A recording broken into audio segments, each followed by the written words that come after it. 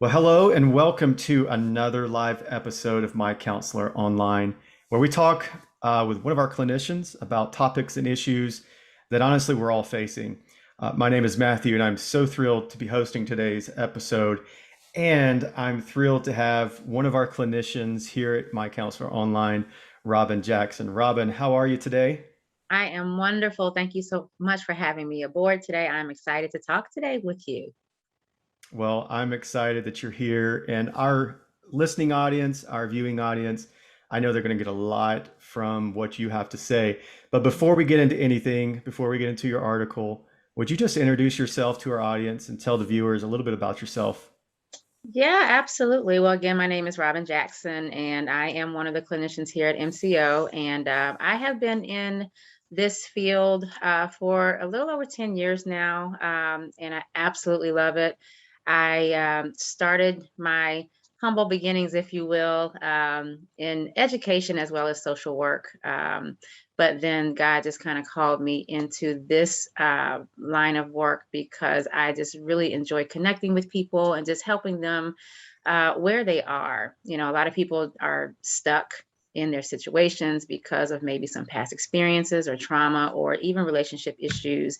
And so God has just been so amazing and just helping me just to be able to navigate it in my life, but then also just to get the educational background and just experiences to be able to be that support to people as they are wanting to move forward. So I am just so honored and just so blessed to be a vessel, to be used by God just to help people in their Hmm. relationships or just in their journey. So that's a little bit about me. Yeah, so if you're listening or you're watching, she has a remarkable resume, and so you want to pay attention to what she has to say, is what I'm hearing. Thank you, Robin, for sharing that. Yeah. So I want us to get into an article you recently wrote, and it's called "Healthy Conversations to Engage in Before Committing to Courtship." Now, Yes. before we dive into it, maybe describe to some of our listeners that's what is courtship? Could you kind of just dissect that word just for us a little bit? Yeah, such a strange word in today's age, right? Hmm. But Yeah. it does still have a lot of significance, especially when you are wanting to dive into more of a serious committed relationship. So, courtship is that distinction between dating and what I would call dating with a purpose. And that dating with a purpose is geared more towards marriage. And so when you are in the courtship phase, it's really preparing you for a lifelong commitment, and making sure that you are doing the things that are necessary with intention to secure that solid relationship, you know, with your significant other. So um, with dating, it's it can be a little bit more casual, if you will, where, either person can really walk away and say, okay, well, that was great. But with courtship, there is some purpose and there's more definition, if you will, when preparing to, like I mentioned before, have that lifelong commitment with someone else. Yeah. Well, thank you for sharing because that's important to that we all have a good understanding of this because your Mhm. article is so good. Um, let's talk about it. What inspired you to write this particular article? Yeah, so just as I have been such a support to so many couples, in my experience, a lot of the issues or challenges that couples face really stem from a lot of the conversations that they're not having prior to marriage. And so sometimes these conversations might be challenging, difficult, tough, uncomfortable, but they're so necessary when, as I was mentioning about the courtship process and being intentional about what do we want this relationship to look like. But a lot of Hmm. times when people don't have these conversations, they kind of step into this relationship like, okay, what do we do next? And then comes, your own ideas or your perceptions or how you grew up, and you kind of smash all of that together and you don't know what to do with it. And many times that results in conflicts in marriage. So I felt that this was so necessary just to make it more explicit, the need to have these really tough conversations before you even step into that more committed level in relationship to really connect with somebody long term. Hmm. Yeah. Yeah, and you really get into some great, helpful things. In fact, one of the things you discuss, and the importance in the relationship is expectations. What are some practical tips for couples as they have that type of conversation? Yeah. So, I think it's really important as you are bringing up expectations in relationship that you are first and foremost, again, you're going to hear me say the word intentional a lot because this is purposeful conversation. And Right. when you're having these conversations about expectations, it's important to have like these check-in points where you both have, first of all, time to sit down and talk about something as serious as this. But then also when discussing expectations, it is so important to be clear about what you need in relationship so that you can effectively share that with your significant other. If you don't know what you need, then how can you share that with your significant other? So when talking about expectations, first you have to be clear. What is it that I Hmm. need? What is it that I expect in a healthy Exactly. relationship? Yeah. And notice that I said healthy relationship, not Hmm. just any relationship, because Right. the goal here is not to be toxic, right? The goal is not to Hmm. step into something that's going to harm you or hurt you, but it's going to be something that's going to be fulfilling. So you got to know what it is that you want so that you can effectively share that.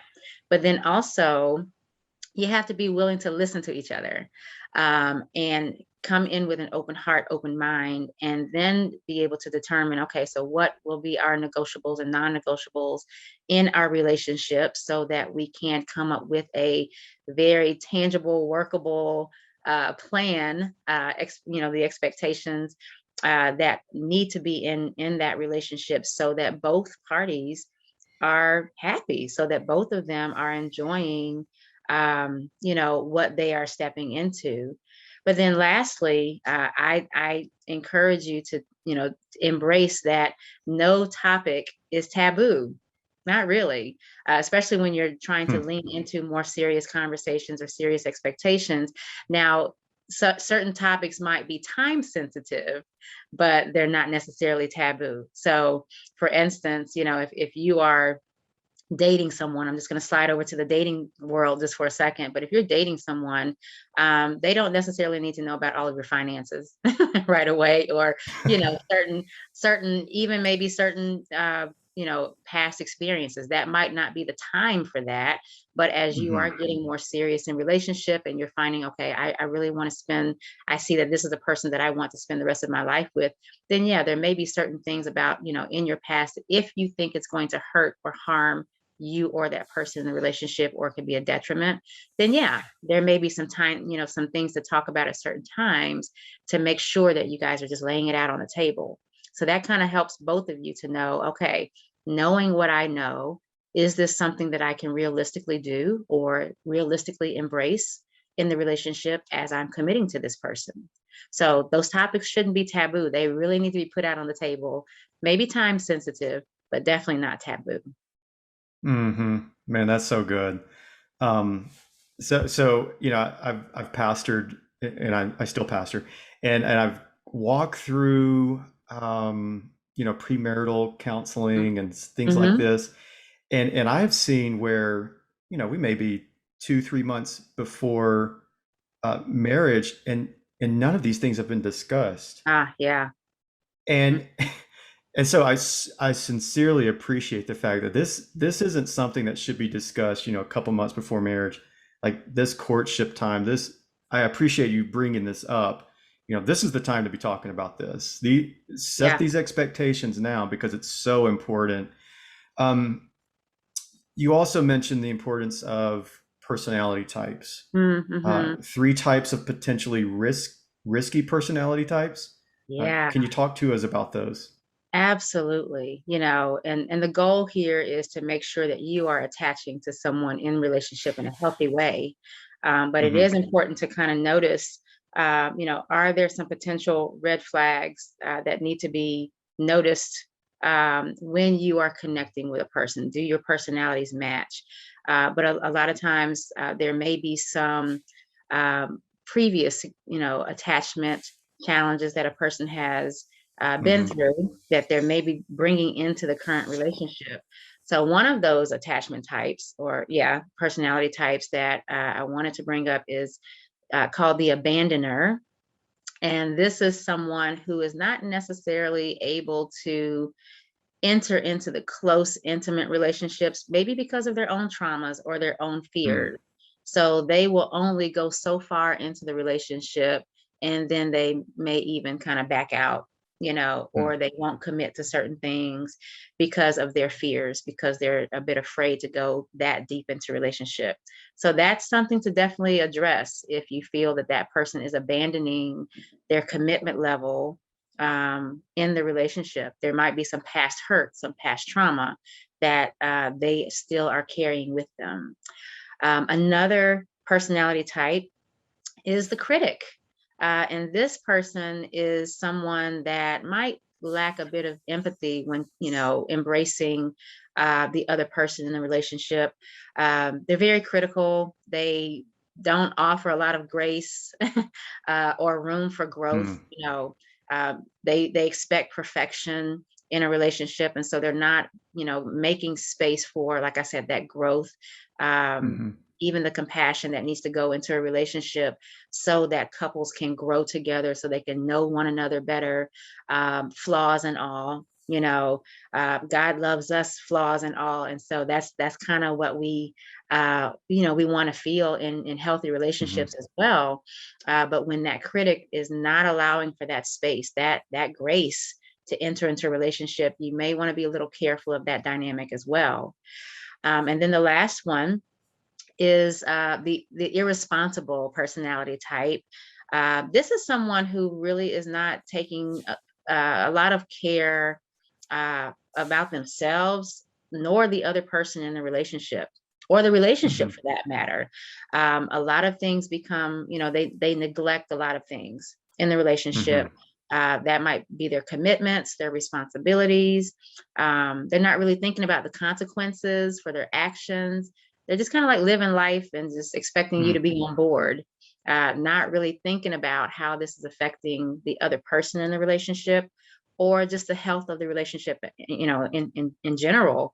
So kind of more of just like if you think of like a kid mentality, kind of, to where they're not really just thinking about what happens next, and Hmm. not being really intentional and purposeful about the care of themselves as well as their significant other in the relationship.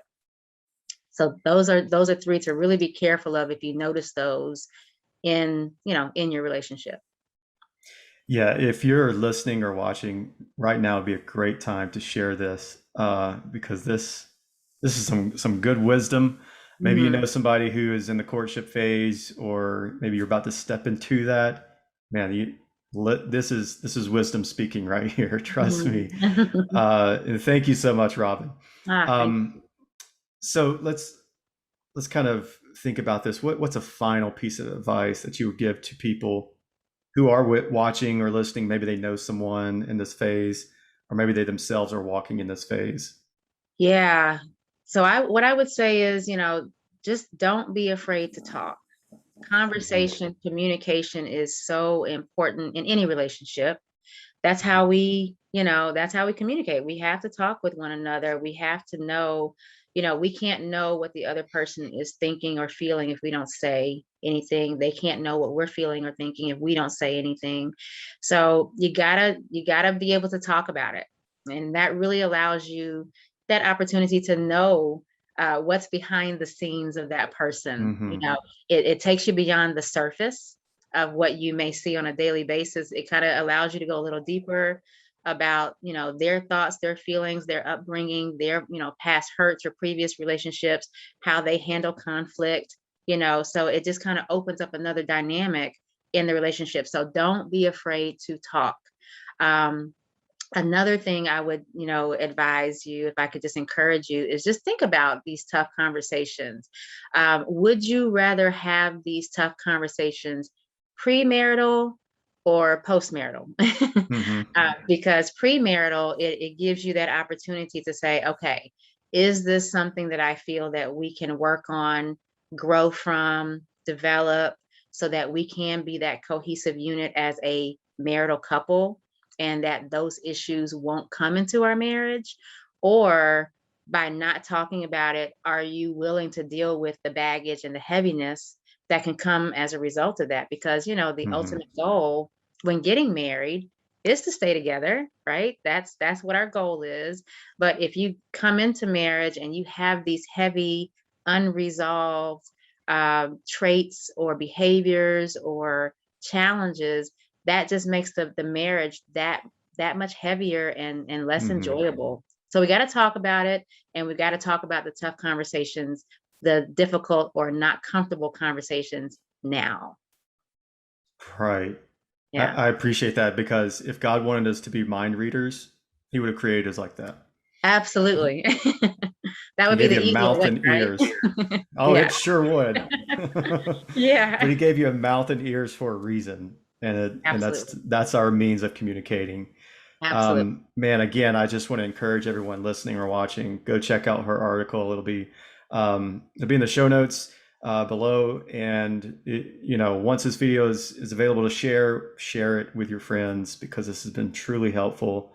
Thank you, Robin, for My writing the pleasure. article and sharing your wisdom and insight. Uh, yeah. I'm going to transition into our trending topic. Okay. We love to address trending topics on our episodes. That's one of the great things I love about My Counselor Online. We're not afraid to Yeah. talk about what's trending, what's a hot topic. Yeah. So we've got a word that you may not have heard, but the definition is the trending topic here: Mhm. agoraphobia. Um, let's talk about that. What is agoraphobia?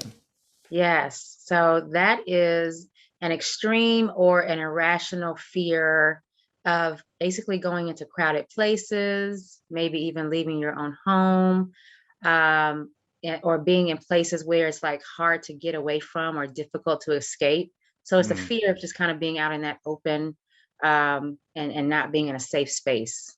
So yeah, the fear of public places, openness. Yeah. mm. Mhm. What causes that? Well, a lot of times there could be some other phobias that a person may have already, whether it might be or disorders. It could be a social anxiety disorder.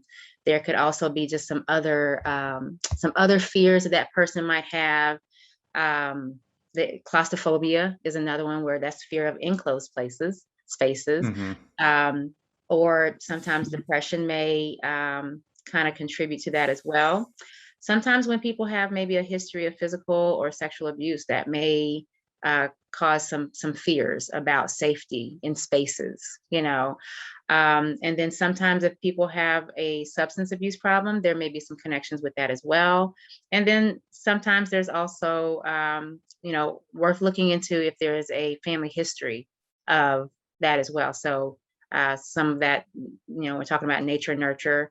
That might be more of the nurturing aspect, to where if that's what you grew up in your home, then you now have this fear of the same of how you grew up. Hmm. Hmm. Yeah. So maybe somebody is watching or listening, and they themselves are struggling with this, or they know someone struggling with this. What's some helpful insight from your perspective as a clinician, that can help with someone? Yeah, well, you absolutely want to connect with a therapist who can be there to support you through it. Sometimes this might mean, a form of a treatment plan, where maybe even medications might be necessary to assist you in that Hmm. process. But, this is also an amazing time to talk about it. We just talked about communication earlier, but, to try to talk about it when you are noticing that these fears are coming up. And so that might Mm.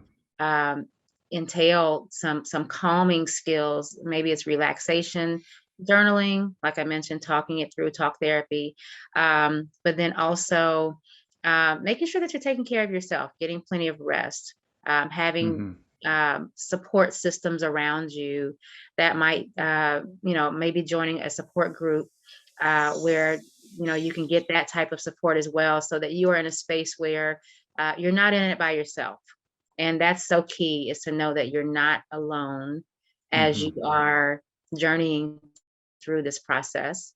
And so just really equipping yourself, and recognizing, okay, well, how am I feeling? What are my emotions that are going on when I notice these fearful places, you know, but then also just, again, just getting that treatment with a clinician, with a therapist that can really help navigate that with you. So yeah, absolutely. Mm. Yeah, that's very helpful. And thanks for explaining it, and thanks for helping us through that. Yeah. I want to transition into our question and answer session here at Okay. My Counselor Online. We love to answer questions. Yes. And I want to encourage everyone, if you're watching or listening, if you have a question, it may be answered on a future episode. You can go to MyCounselor.Online/ask. Again, MyCounselor.Online/ask. Some questions here, they're pretty heavy, and I want to get into them. Mhm. Man, my heart hurts for some of Yeah. these questions, Yeah. and thank you so much for you guys who are asking questions.